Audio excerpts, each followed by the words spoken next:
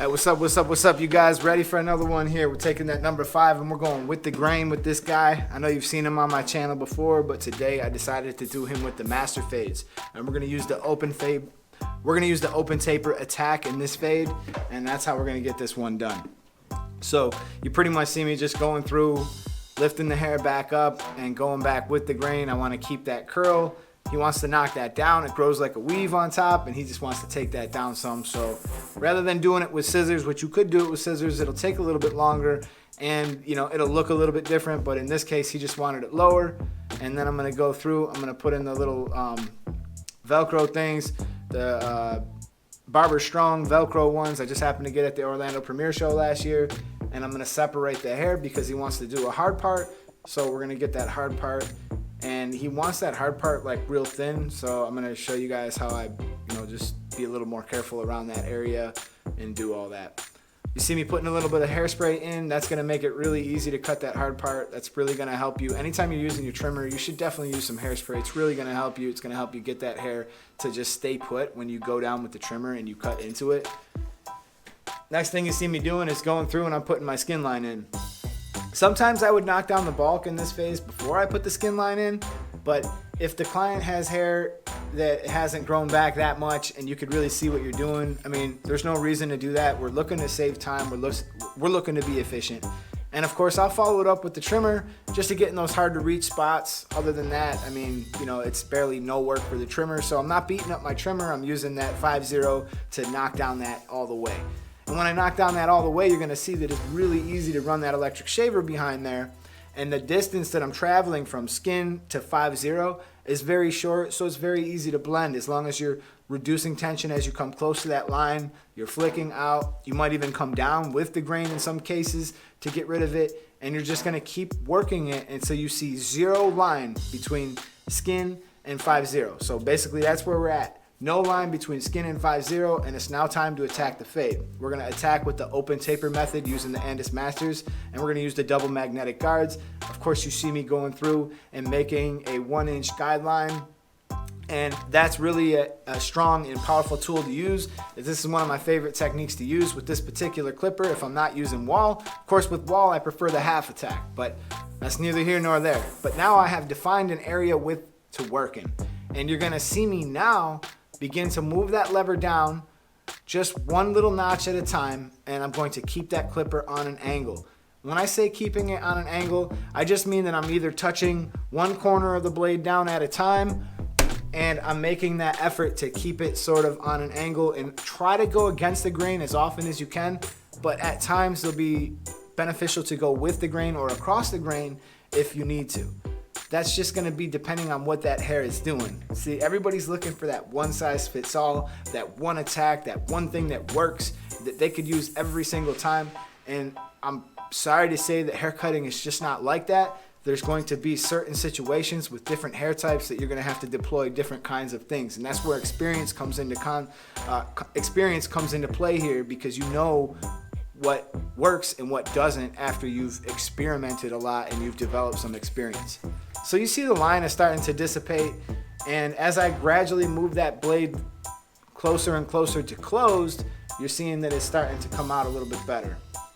And we're just gonna continue working this down.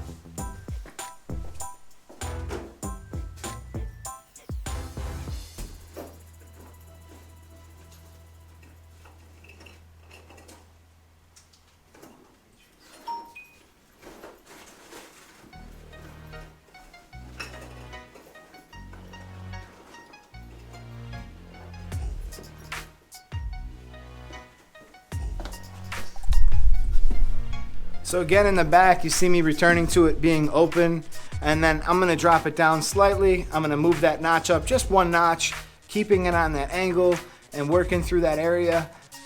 Again, dropping down just a little bit lower. I'm moving it down to this notch, and I'm gonna continue the process, dropping down and moving this lever until it's entirely closed, cutting the shortest that it can cut, cutting as close as it possibly can to a trimmer, which is the idea here, because I need to get this from skin to trimmer to close taper. If we follow our fade scale correctly, this is super important that your setup is on point, and if you're sure If you're not sure that your setup is good and you think that you might need to adjust it and you're not sure what I'm talking about, please, I'll just list the setup video here. I just did a setup video talking about all this and how important it is to make sure that all your equipment is lining up as closely as possible to make this whole situation go a little bit easier. Of course, if your equipment is not set up properly, it's still possible to come up with a good haircut. It's just going to be more difficult, and why struggle if you don't have to? So just take the time to learn your equipment and set it up properly so that when you go into this, you're not going to struggle in front of a client, because it's incredibly embarrassing if your equipment is not working in front of a client and it makes you look incompetent and unprepared. So it's very common during this method that we return back a step. So you're gonna see that there's still that faint little line there that I just can't get out with the closed taper. And it's very common to just return back to one step. So I go back to the trimmer. I'm keeping it on an angle. Super important to keep that angle when you're approaching it with a trimmer, because it's very easy to create another line. So once you've done that, you're gonna find it very easy to get rid of that line, and pretty much everything should be blending properly. If you need to, return back to the closed taper if you did create a line, and get rid of that by following the previous steps. Now I'm gonna take it all the way up to the line. You see his grain is just really going forward here, and I have a number 1 on it, and I had the number 1 open at the very top, and then I've closed it towards the top still. So there's not going to be a big jump there between the open and the close at the top. I just want to wipe out all that hair that I can with the number 1, and then I can go back in with the half guard, which is what I actually believe I cut into now. I have the half guard on. So with the half guard, we're going to repeat the exact same steps. Nothing is changing here. We're going to begin with it in the open place, in the open position, and we're going to keep it on an angle. We're going to continue working up and down each side, and then we're going to close it just slightly, and we're going to continue working up and down, and we're going to keep closing it and keep closing it, and each time we do drop it a notch, we drop down a little bit. And obviously it's not probably going to get out the entirety of the line. We put it in with the open taper. So once you have it entirely closed and you know that there's no more that it will come out, simply return back to the open taper like you see me doing, and we're gonna wipe out what remains of that line. We're gonna meet them 2 lengths. If you have to jump back 2 steps, meaning that you have to close that a little bit to get rid of that, then do so now. Now is the time to make it perfect. Don't go forward in your haircut when there's still a lot more work to do. Don't make a lot of cleanup work for the end, and this is gonna save you time. This is really gonna save you time, because you're just gonna handle each issue as it comes up, deal with each thing as it comes up, and that's really gonna save you the time in the end. You're not gonna have a bunch of cleanup. You're not gonna spin them around in a chair and be like, whoa, I got a lot of work to do still, when you thought you were done. So just handle that work now as it comes, make it clean, make it perfect, and move on. Now, a lot of you guys have been asking me to do an edge up video, and I hope that this video will suffice, but this guy has a really good edge. He's got a lot of hair. There's no real issues about there. Making the line perfect at this point. I just want to go through. I take care of the bottom side of the line, and now I'm taking care of the top side of the line, and I'm just going to go through back and forth and just take out a little tiny bit at a time. Don't try to do too much at once. It's very easy to cut this line too thick, and then he's gonna run around looking like he's got a road cut onto the side of his head. So we don't want that. We just wanna work that out, make that nice. And if you see anything on any other angles, just go ahead and clean up everything before you move on and make sure that it's all perfect. Now, a lot of you guys ask if I only cut hair on one side of the head and then I do the other, if this is like a technique that I use. I just want to tell you that no, this is not a technique that I use. I only do this for filming because I don't want to continue to spin him around and keep fighting the camera and the lights and the angles. It's just too difficult. But on this side, you're going to see me repeat the exact same steps. And I'm taking the electric shaver and I'm moving up towards the line, and I'm flicking out, and I'm making sure that I don't run it straight into that line. I want to make sure that I have a nice smooth blend from the electric shaving until the 5-0 line. And then I'm going to attack it once again with the open taper, and you pretty much know what's going to happen from here. So as I begin this side of the head, it's very simple. There's nothing different. A lot of people ask me if I'm ever flicking out or doing anything like that. Like, I would tell you the answer is no. I think it's best for you guys, especially if you're new, to just try to understand where the flat area is in your blade. So if you're using a blade that's curved like this one is, make sure that you're keeping that pressure on the head and you're maintaining that consistency. Of course, if you flick out towards the top, that's not really going to hurt you too much, but the thing is you have to maintain that pressure on the head, and the reason for that is you have to get the distance out of that blade, the maximum distance you can. So obviously if you're away from the head and you're moving it, you're not using the blade for its effective distancing. And when you're moving this lever, this blade is traveling up and down. That's making the hair longer and shorter. So you really need to make sure that you just keep it up against the head, keep a good pressure on the head, and use it for what it's worth before you move on and think that, oh, well, I just can't get this out with this step. Well, maybe you can. You just haven't found the right angle of attack. Maybe you're not going directly against the grain. Maybe you're making slight mistakes.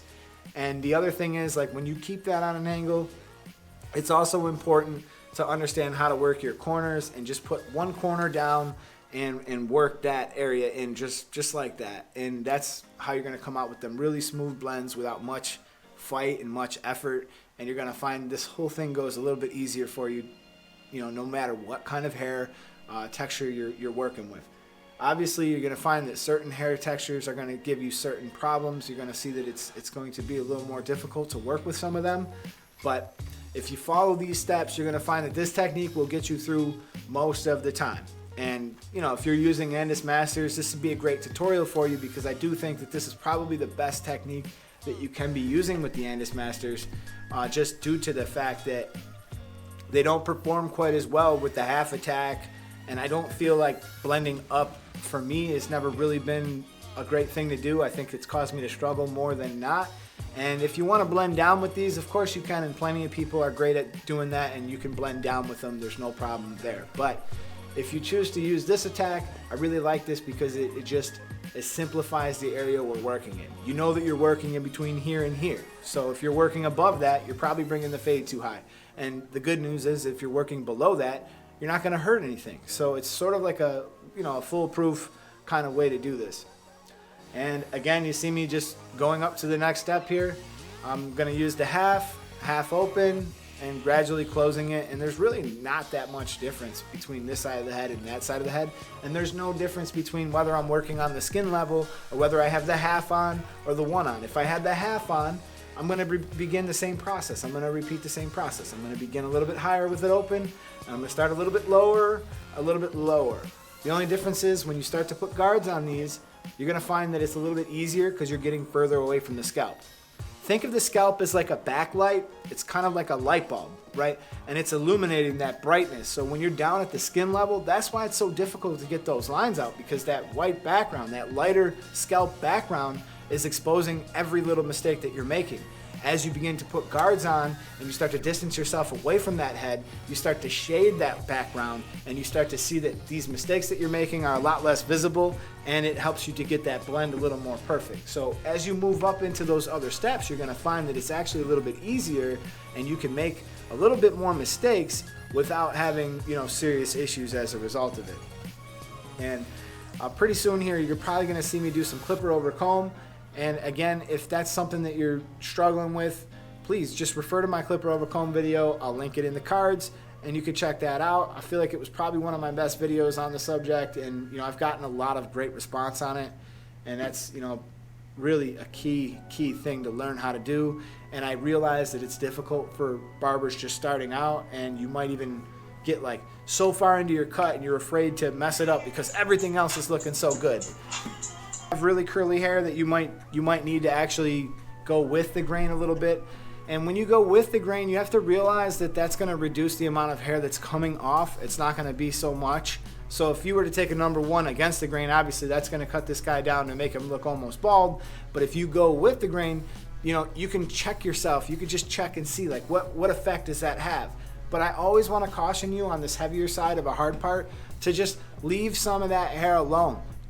You don't need to make it absolutely perfect with your clippers. You don't need to make it absolutely perfect with clipper over comb. What you do need to do is leave yourself enough hair so that you could do scissors over comb, so that you could use your texturizing shears in there, and so that you could work those steps that you got, because you got other tools other than your clippers, and sometimes you need to understand that it's important that you leave a little bit of hair to work with still. Now on this side, I'm just matching it up to the other side. All I did was just do a quick rough little outline here, and I'm gonna begin his actual edge up across the middle here. You see me just using the straight razor, following up behind it, and I'm gonna use the straight razor. Make sure that you use some kind of shave cream or shave gel in this hard part section, because it's so easy to just push that razor a little bit too hard. And also make sure that that razor is sharp. If it's not, throw it out right away and get rid of it. You do not want to be using a dull razor for this process, because it will be so much easier for you to make a mistake here. Because if that razor is dull, you're probably gonna have to push a little harder, right? And then all of a sudden, whoop, it's gonna cut. So you really didn't see me wasting a whole lot of time with the trimmer across the very front of his edge. I just lightly tapped it because I knew I was coming back with the straight razor. Now, you know, this is just in the interest of saving time. Like, I don't always use the trimmer over and over and over again, like what you'll see barbers on Instagram doing and pretending that, you know, it's the trimmer that did all this. It isn't the trimmer that does all this, all right? The straight razor is gonna make it perfect, and it's gonna reduce a little bit of time. If you can look for time to save, it's a perfect time to do it. And then, of course, I'll go back with the trimmer and I'll catch any of that hair that sort of overhangs, and you're gonna find that it's, you know, really an easy way to get your edge up done just right. And most of the time, I just don't want you guys to get discouraged when you look on Instagram or you look in other places. You're gonna see barbers just performing this like the last 2 taps, and it looks so good. And you think that there's something wrong with you or your technique. There's not, all right? They worked at it just as hard as you. You just have to continue working at it to get that edge. You're gonna see me go through and put some enhancements. I'm gonna enhance his C-cups a little bit, and I just prefer to use a Monopoly scratch off. They're always losers, so, you know, but the glossy part of that paper, it's kind of nice. I can kind of use that, and I just can fold it in any shape that I want and go across this top area. You see he has a lot of light spots in the top of his edge up, and you can see how much more clean this makes it look. He loves this, and a lot of my clients have really come to love this. And if you're thinking about doing enhancements, I'm actually going to be making another video very soon on this particular machine right here, and maybe it will come out before this video does. But anyways, I've really found this machine to be super helpful. I think it's great, and it's stopped me from having to use all the others. But just simply going in there, setting in the cards, and then come back with the straight razor, because the second you spray that Kiss Express in there, it can be moved for like another two or 3 seconds or whatever. You can still move that around with the razor a little bit, making that line absolutely perfect. But if you put that Kiss Express in there and you wait too long to try to move it with the razor, you're not gonna be able to move it. You're gonna have to clean it off and start all over again. So you don't wanna do that. So I simply just go through, put that little enhancement in the very front there, and it makes them look, you know, real smooth. Everything looks real clean. And yeah, that's about all I got for you guys today. So I hope this video helps. I hope you've enjoyed it. And if it helps you out a little bit, please give me a little thumbs up. That really helps. I just can't believe that video on the 5 fade attacks. That really blew my mind, that I was able to get like 200 likes over a single night and 2,000 views in like less than 9 hours. So thank you guys so much for that. Thank you for watching. Thank you for listening. And I'll see you in my next video. I'm out of here.